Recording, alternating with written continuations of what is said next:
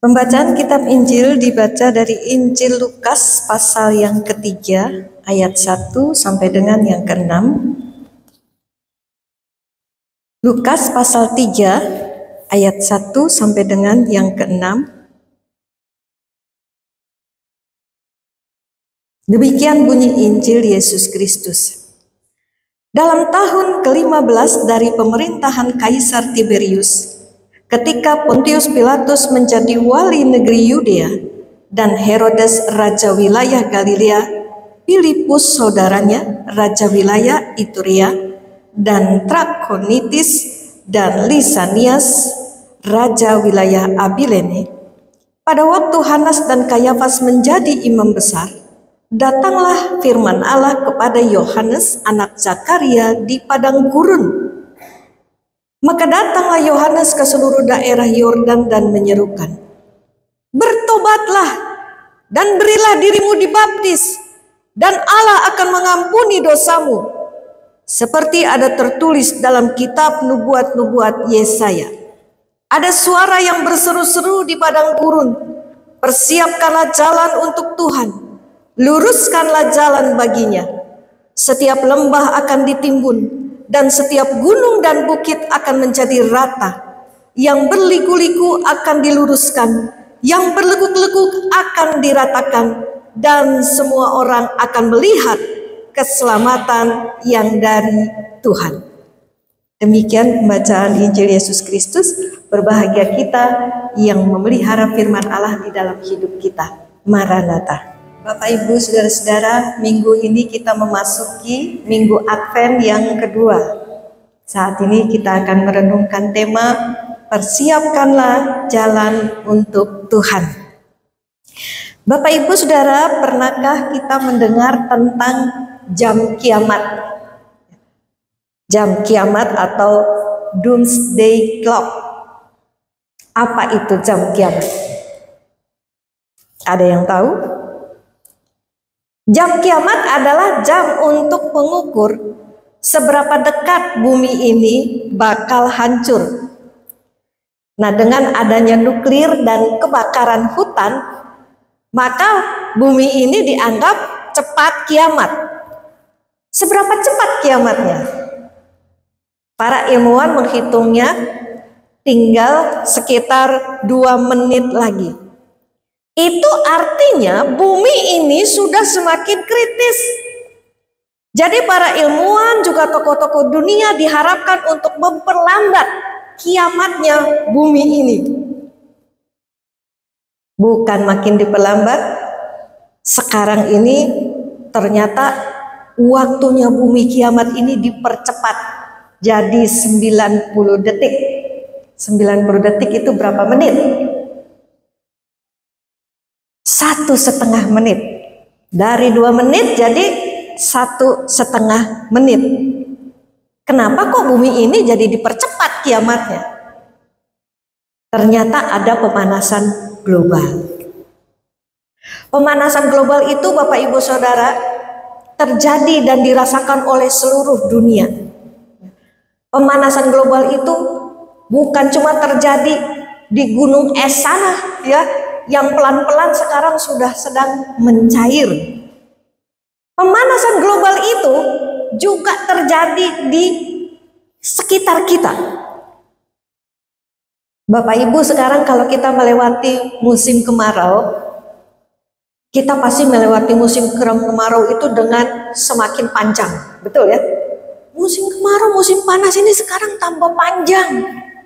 Dan panasnya itu gak kira-kira. Pernah Cirebon itu mencapai 41 derajat. Mungkin Bapak Ibu nggak menyadarinya ya. 41 derajat. Panasnya bukan main.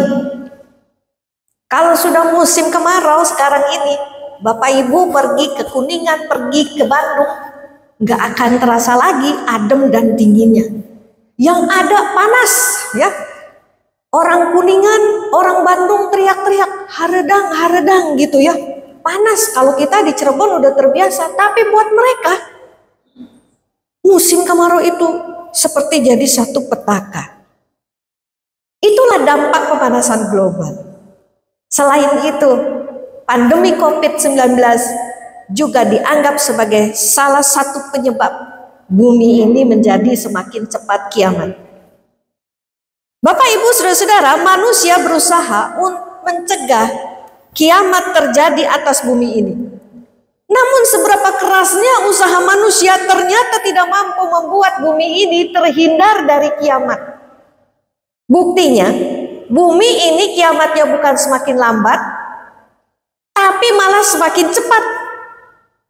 Dari 2 menit tinggal 1,5 menit. Nah, pada bacaan Injil Lukas minggu lalu, Tuhan Yesus sudah memperingatkan kita akan kehancuran bumi ini.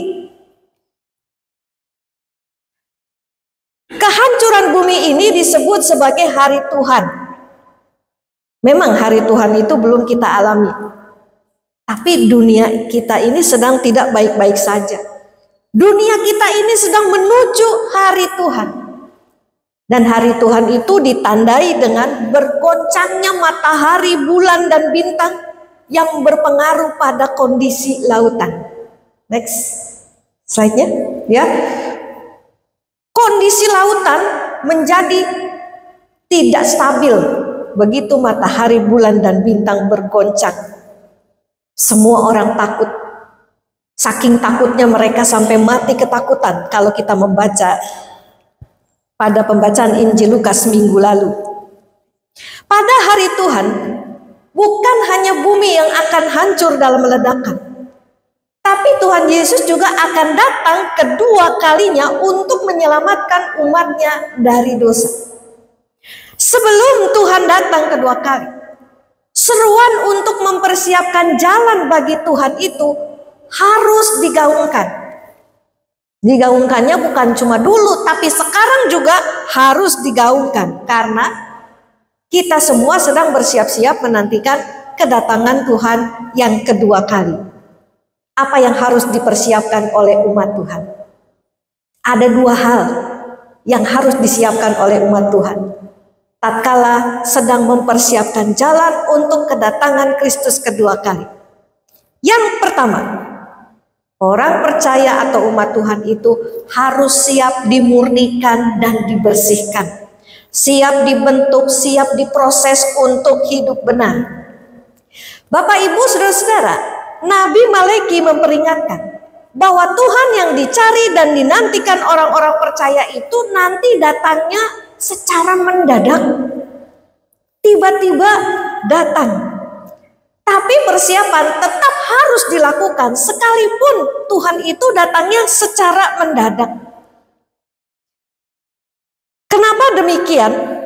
Karena umat yang percaya Tuhan itu harus berada dalam kondisi yang kudus. Mereka harus didapati sedang hidup benar saat Tuhan datang. Nabi memperingatkan kedatangan Tuhan itu seperti api atau sabun. Api itu untuk memurnikan, sabun itu untuk membersihkan. Malaki 3 ayat yang kedua. Siapakah yang dapat tahan akan hari kedatangannya, dan siapakah yang dapat tetap berdiri apabila ia menampakkan diri? Sebab ia seperti api tukang pemurni logam dan seperti sabun tukang penatu. Tugas api memurnikan, tugas sabun membersihkan.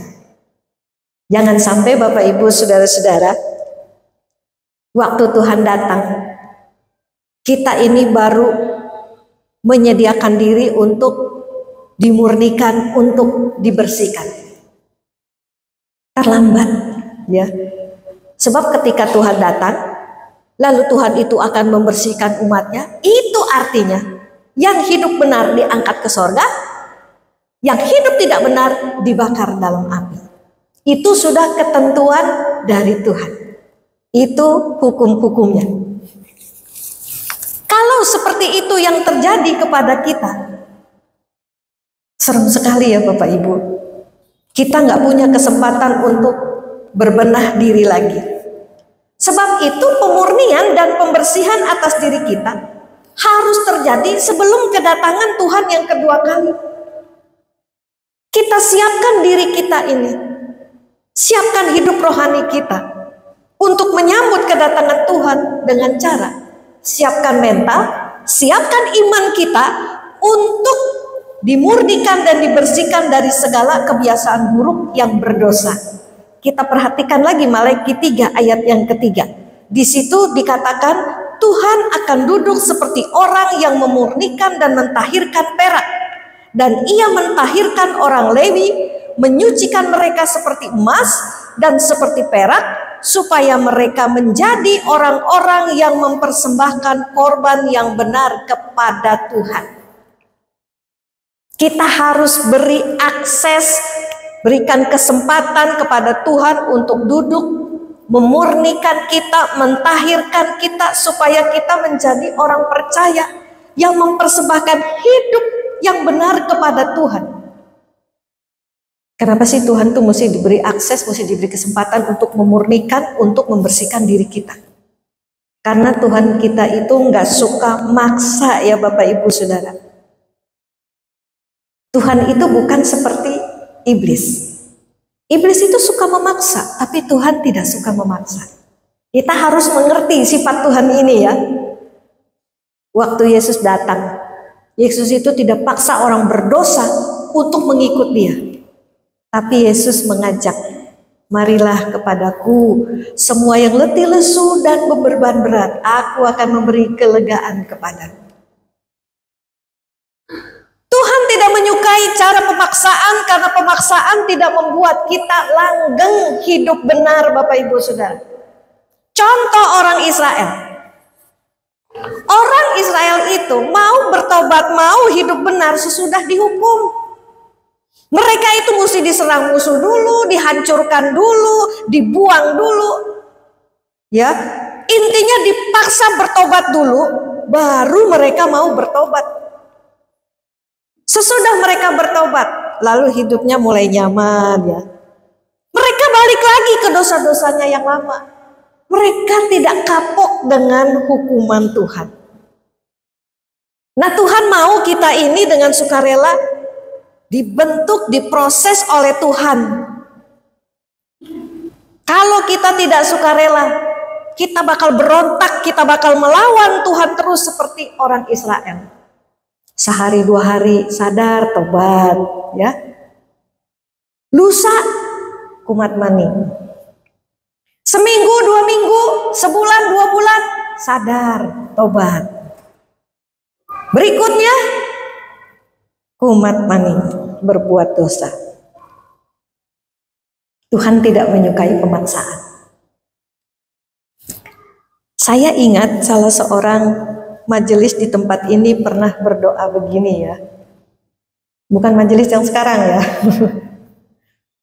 Tuhan, paksakan kami untuk masuk dalam rencana dan kehendak-Mu, supaya kami dapat hidup benar di hadapan-Mu dan melakukan kehendak-Mu.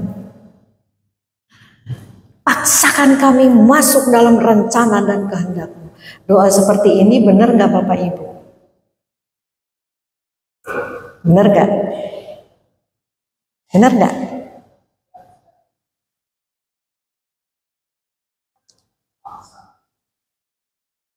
Yang minta dipaksa siapa? Sendiri. Tuhan maksa nggak? Enggak, ya. Jadi kalau saya dengan sukarela mau dipaksa Tuhan untuk dibersihkan, untuk dimurnikan, nggak apa-apa, saudara.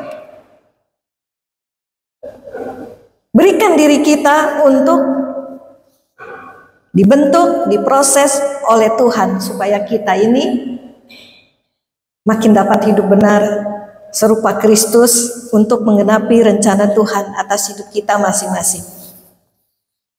Bapak Ibu, saudara-saudara, apakah saat ini kita sedang ada dalam masa dimurnikan dan dibersihkan oleh Tuhan? Kalau ada di antara kita yang sedang mengalami banyak masalah ya, masalah demi masalah, itu mungkin jadi salah satu cara Tuhan untuk memurnikan iman kita, membersihkan kita dari segala dosa dan kesalahan kita. Kadang-kadang Tuhan juga pakai penderitaan hidup untuk memurnikan iman dan membersihkan kita dari segala dosa kita, supaya kita ini tidak lagi berbuat dosa. Ada yang diizinkan kena sakit penyakit ya, sehingga akhirnya dia sadar dia tidak melawan Tuhan lagi. Dia mau hidup menurut kehendak Tuhan. Ada yang kena musibah sehingga akhirnya dia sadar dia mau ikut kehendak Tuhan. Kita bersyukur kalau lewat masalah, lewat sakit penyakit, lewat kegagalan, lewat dikecewakan orang, lewat ditipu orang, kita jadi makin hidup benar. Karena musibah, kemalangan, kegagalan seringkali juga dipakai Tuhan untuk membentuk kita hidup benar.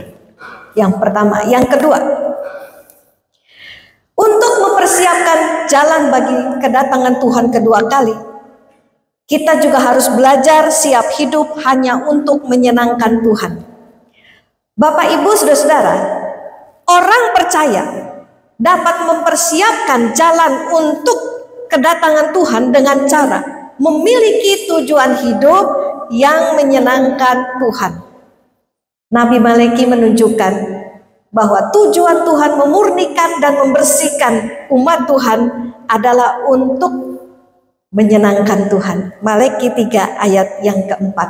Mari kita baca bersama-sama. Maka persembahan Yehuda dan Yerusalem akan menyenangkan hati Tuhan seperti pada hari-hari dahulu kala dan seperti tahun-tahun yang sudah-sudah. Bapak Ibu, Tuhan itu rindu sekali, hatinya itu disenangkan dengan persembahan yang benar dari setiap umatnya. Maka orang percaya itu harus punya tujuan hidup untuk menyenangkan Tuhan, bukan untuk menyenangkan dirinya atau hanya menyenangkan orang lain. Kalau Tuhan senang, kita senang, orang lain juga senang. Tapi kalau kita senang, orang lain senang, belum tentu Tuhan itu akan ikut disenangkan. Apa yang menyenangkan Tuhan? Nabi Maleki mengatakan, persembahan hidup yang benar. Itu artinya orang percaya itu harus hidup menurut prinsip, ajaran, dan juga kehendak Tuhan. Dalam menjalani hidup sehari-hari, pernahkah kita memikirkan kesenangan Tuhan? Apa sih yang membuat Tuhan senang? Saat kita memutuskan sesuatu, pernahkah kita bertanya kepada Tuhan, Tuhan senang gak kalau saya memutuskan hal ini? Saat kita marah lalu kita ngomong yang menyakitkan orang lain, pernah gak kita bertanya, Tuhan senang gak saya ngomong seperti ini saat saya marah? Tuhan senang gak saya bertindak seperti ini? Bapak, Ibu, saudara-saudara, kadang kita mesti bertanya apakah Tuhan disenangkan dengan keputusan kita, dengan sikap kita, dengan kata-kata kita saat kita menjalani hidup setiap hari. Pertanyaan, apakah Tuhan disenangkan? Pertanyaan seperti ini memberikan kesempatan pada Roh Kudus untuk mengajar kita bagaimana mengambil keputusan, berkata atau bersikap yang sesuai dengan kehendak Tuhan. Saya pernah mendengar kesaksian seorang ibu dari Jemaat Rahmaniyah. Satu kali ibu ini cerita sama saya itu kalau mau marahin anak saya, misalnya dia nggak mau belajar, ya, nggak mau mandi tepat waktu, makan terlambat, itu saya ngomel bisa sampai setengah jam. Lama amat ngomelnya sampai setengah jam, kata saya. Gak capek apa? Ya habis kesel sih katanya ya. Bandel dibilangin gak mau nurut. Pokoknya ibu ini gak akan berhenti mengomel kalau anak-anaknya belum melakukan kemauannya atau apa yang dia perintahkan. Anak-anak yang tadinya merasa bersalah, lama-lama gak merasa bersalah lagi, tapi jadi kesel. Akhirnya apa? Mereka berontak, mereka nantang. Cara nantangnya gimana? Nggak mau kerjain yang diperintahkan ibu mereka. Begitu anak-anak menantang, si ibunya makin jengkel, makin marah. Akhirnya frustasi. Saya tanya waktu frustasi itu gimana? Apa yang Cici lakukan? Saya berdoa sama Tuhan. Waktu berdoa, saya mulai pikir, apa Tuhan tuh seneng saya marahin anak saya terus? Ya, mulai bertanya, apakah kalau saya memarahi anak saya terus-menerus, Tuhan itu senang? Lalu dia mulai melihat dan menyadari bahwa cara dia selama ini salah. Ya, dia mencoba menempatkan dirinya pada posisi anak-anaknya. Kalau saya diomelin terus oleh mama saya, kira-kira saya seneng nggak ya gitu. Dia mulai sadar, dia mulai coba merubah sikapnya. Selama 3 bulan, kalau anak-anaknya mulai bikin ulah, dia diam. Dia cuma ingatkan sekali, kamu belum mandi loh, ini udah jam segini. Kamu belum makan loh, ini udah jam segini. Kamu belum kerjain PR kamu, ya hari sudah malam. Dia lakukan itu selama 3 bulan katanya. Dia diam, gak banyak ngomong, gak banyak memarahi. Saudara tahu apa yang terjadi? Anak-anak mulai aneh. Kok mama berubah ya? Gak marah-marah lagi, gak ngomel lagi. Mereka mulai bingung. Mereka mulai merasa bersalah, ya. Sekali mamanya ngomong gak didengar, ya.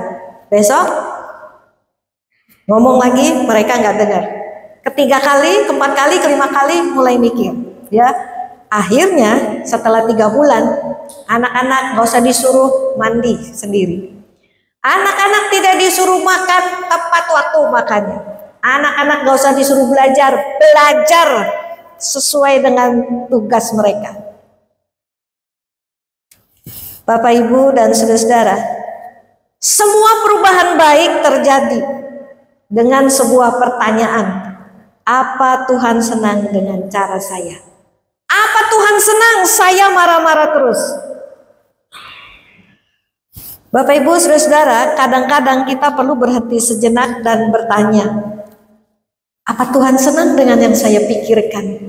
Apa Tuhan senang dengan yang saya katakan? Apa Tuhan senang dengan yang saya lakukan? Apa Tuhan senang dengan kebiasaan saya? Sebentar lagi bulan Desember ini bakal berakhir. Tahun 2024 bakal berakhir. Kita perlu bertanya pada diri sendiri, apa Tuhan senang dengan kehidupan yang saya jalani selama tahun 2024? Jangan biarkan hidup kita ini berlalu begitu saja, saudara, tanpa pernah kita mengevaluasinya dengan bertanya, apakah Tuhan disenangkan dengan kehidupan yang saya jalani dari tahun ke tahun? Tahun demi tahun berlalu, tahu-tahu Tuhan datang kedua kalinya. Kita nggak pernah siap, karena kita nggak pernah bertanya, apa Tuhan senang dengan hidupku ini? Kita tak pernah mempersembahkan hidup yang benar kepada Tuhan. Semoga kita semua ditolong Tuhan untuk mempersiapkan jalan kita sendiri bagi kedatangan Tuhan kedua kali. Dengan senantiasa mencari apa yang menyenangkan Tuhan dan hidup sesuai dengan kehendak